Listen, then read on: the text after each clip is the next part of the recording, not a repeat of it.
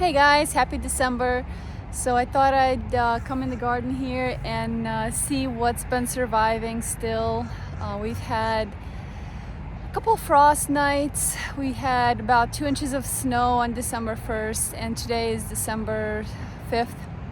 So we'll see how my kale survived. That's pretty much the only thing they left out here. And the thing with brassicas, kale, cruciferous vegetables like broccoli, cauliflower, any kind of cabbages, they actually get a little sweeter, and the reason is the starch that's in the vegetables turns into a sucrose, and that's what makes them a little sweeter. And the sugar also keeps them crisp and keeps them from freezing quicker. Like tomatoes, you would see with tomatoes, they would freeze immediately and you get blotches on there. But with the kale, they tend to stay crisp a lot longer. They can even survive being out in the snow. So I got a couple different varieties here.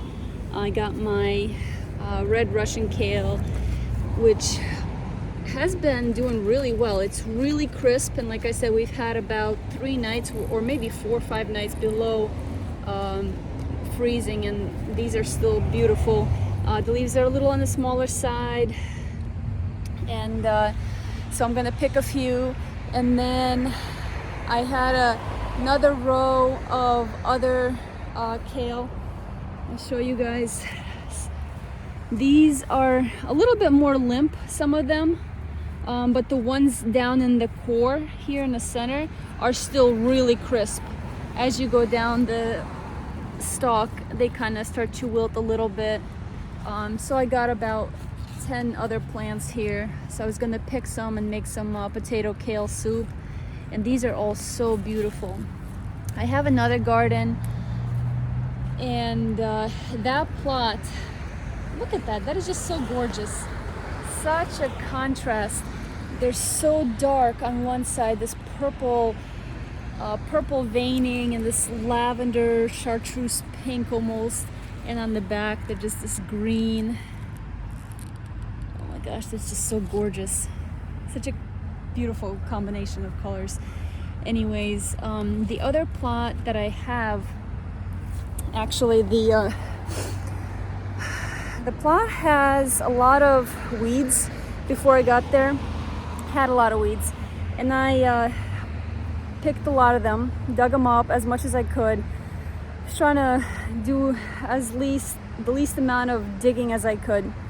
However, I don't know what it is, what the plants are that are growing there, but they attract so many slugs and snails. And the other collards that I had in the other garden got eaten by slugs so much that it was a little smaller harvest than I expected. I had about a dozen plants there also, but you know, I had a substantial bit, but I don't know what it is that keeps the slugs attracted to that area. I think it's the plants, a little bit of the moisture in the ground because it's semi in the shade, and from all that foliage, it's large leafed weeds, and as much as I could cut them, I couldn't keep up with it all. Anyway, so the slugs kind of had their fair share of my collards. But here we are in the full sun, and the dirt here is a little more sandy, and if you actually want to keep slugs away, sprinkle some sand. That way it irritates their system. They don't go to that area, and more likely they'll stay away from your plants, like the cruciferous plants. At least that's one method that I've heard. I did not have a chance to try it out myself. But anyways, trying to just compare the dirt in this garden as opposed to my other garden, that is definitely the condition. This dirt is definitely more sandy, a little more rocky, definitely out in the sun, less, like no shade completely at all. So there's less moisture. In fact, I have to come out and water extra this garden. Anyway, so I came out here to see how these were doing and pluck a bunch. I was gonna make potato kale soup tonight.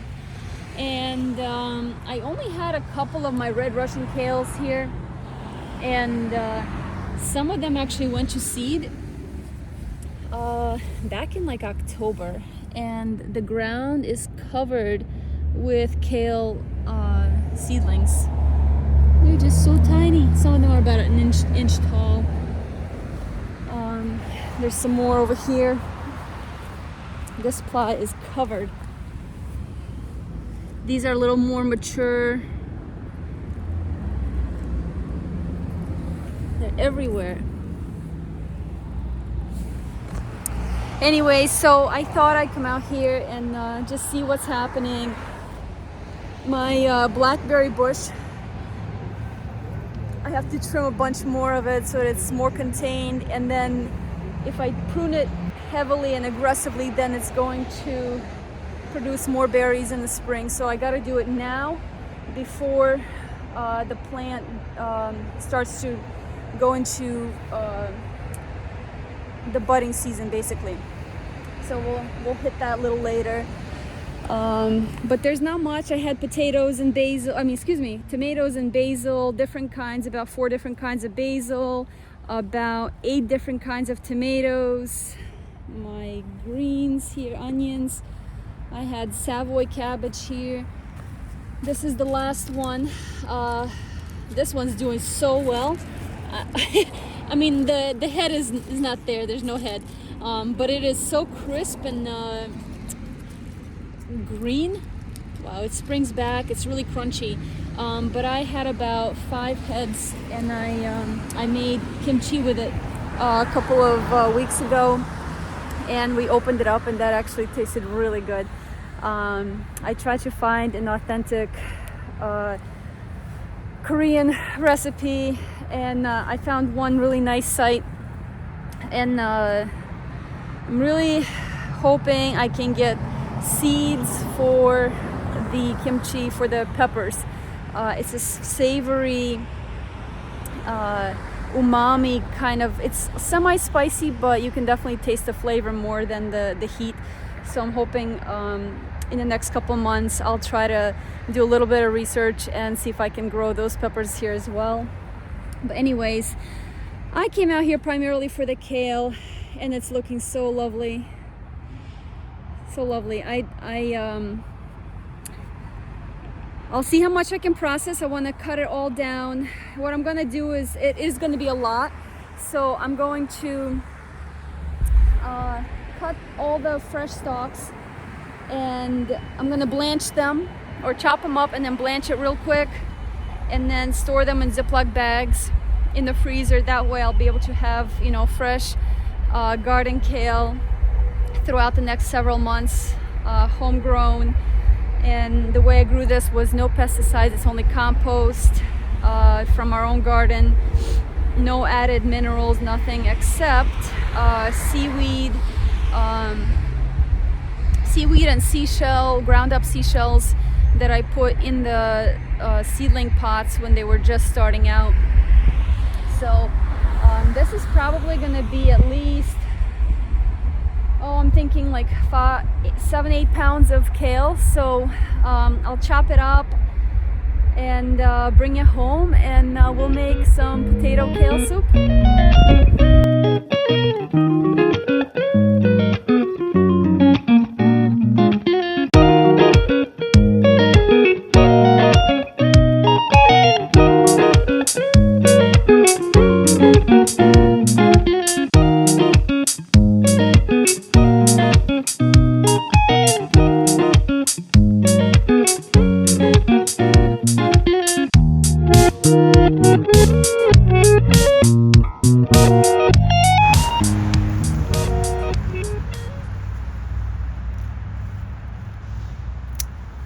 And I'm trying to cut kind of close to the foliage rather than keeping the full stalk, because I'm going to snip it off anyway once I get home, and I don't want to do double the work.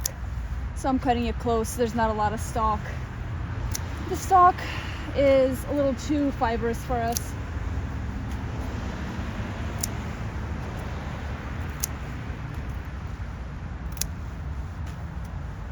This is definitely going to be about 8 pounds or so of kale. It's gonna be awesome. And if you look at, even if you go to Walmart, there's and you buy like a frozen pack of kale, it's about, the minimum you're gonna get is $1 per pound. So, and this is homegrown. Nothing beats homegrown. The flavor, the labor of love, the energy that went into it, the knowledge of how it was grown. And what you want to do, we just actually watched a documentary last night on foodborne illnesses. I think it was on a program called Salem Now. Kind of similar to, it's a documentary type of website, subscription based, but anyways, they had a really good documentary on foodborne illnesses and Salmonella and E. coli and the history with the FDA and all the regulation that goes into green leafy vegetables as well as meat that goes into restaurants and how it's processed.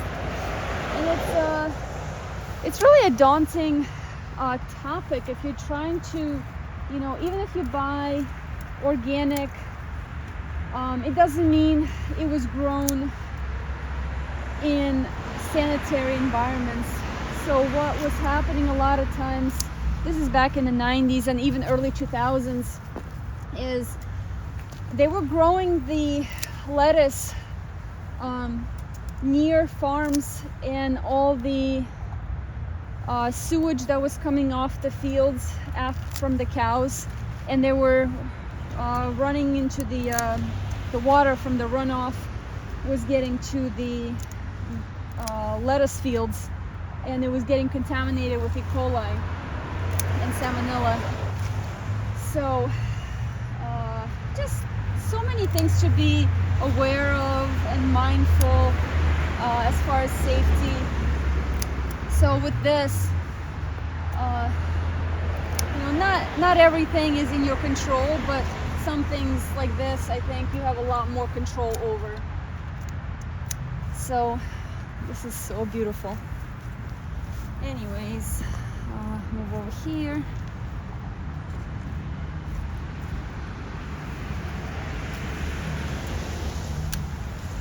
Yeah, and it was about an hour-long documentary, really fascinating, but just makes you sit and think for a while. We go to such lengths to eat healthy food, and even though the U.S. has so much food regulation and farm regulations, processing regulations, things still slip through for many different reasons. So if you are able to grow something yourself, it just brings you so much more pleasure. And I only have maybe a dozen plants here, so I'm not making a lot.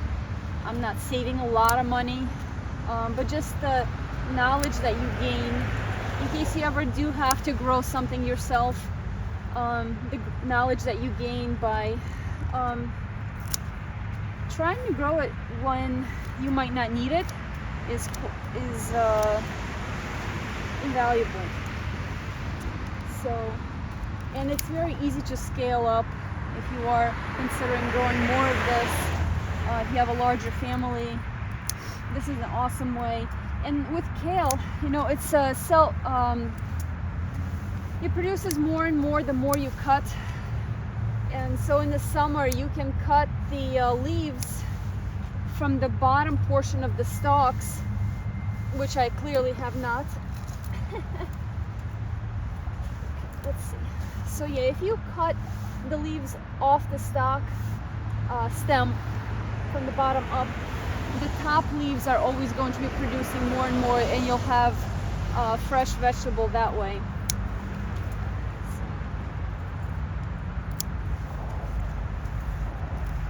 So fun stuff. Some of these are really tiny leaves over here on the stem. So little.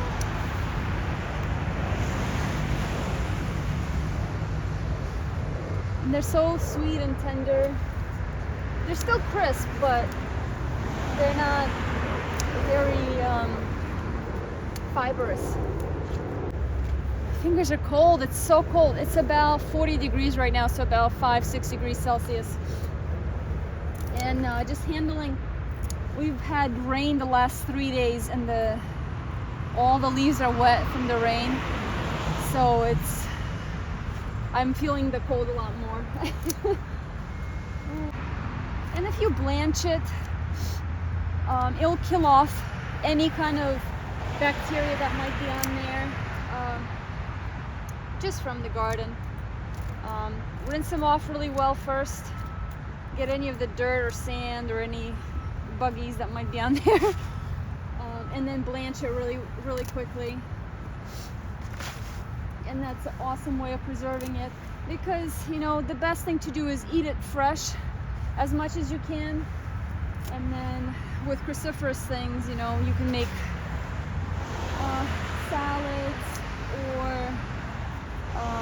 sauerkraut with cabbage.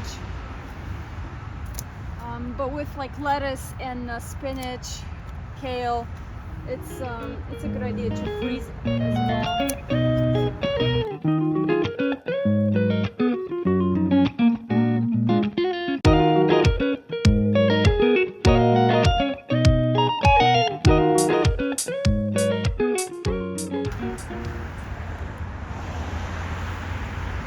I'm talking about slugs. There are some slugs here too, apparently.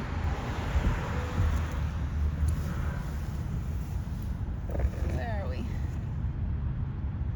Two friends.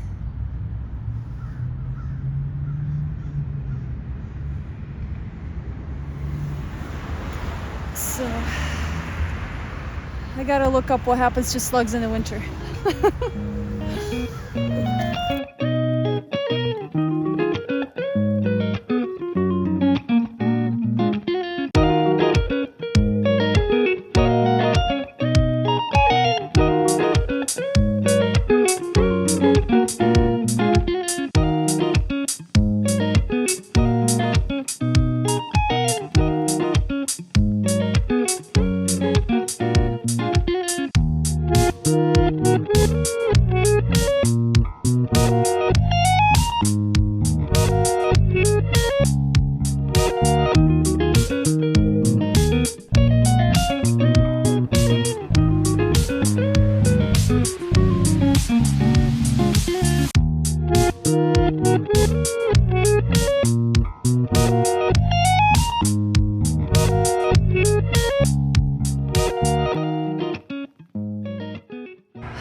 Alright guys, so it's about 4:30 and this garden has the most beautiful sunsets, but it's getting a little dark and my hands are just about frozen. So I got a good bit. I think it's a little less than what I expected, but it's at least 5 pounds. I have this huge basket and it is actually really heavy to pick up with one hand. So I still left some things on here. Some things are wilted. Actually, these ones I can still pick because I'm gonna blanch them anyway. But then I'm just gonna pull up or cut the stems and leave the roots in the ground. That way it'll create little channels for bugs and decomposed matter in the soil for the wormies. So, alright guys, I appreciate you guys hanging out with me. I'm super excited to go process this, I'd say pretty large basket of kale. It is definitely about 5 pounds, so pretty psyched about that. So, it's getting a little hard to see in here with the light contrast.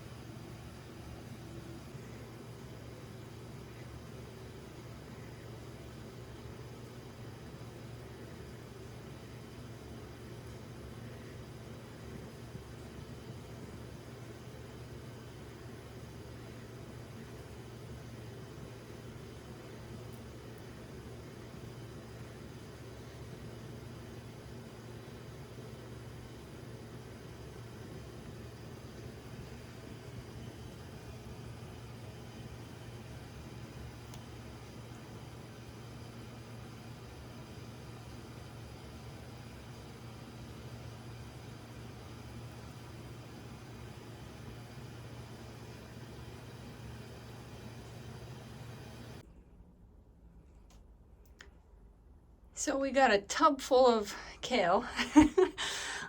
We figure this is the best way to wash it. We'll do a few rinses and then I will blanch it all. Chop it up and blanch it. All right, guys, this is gonna be a nice hearty winter soup. All right, take care.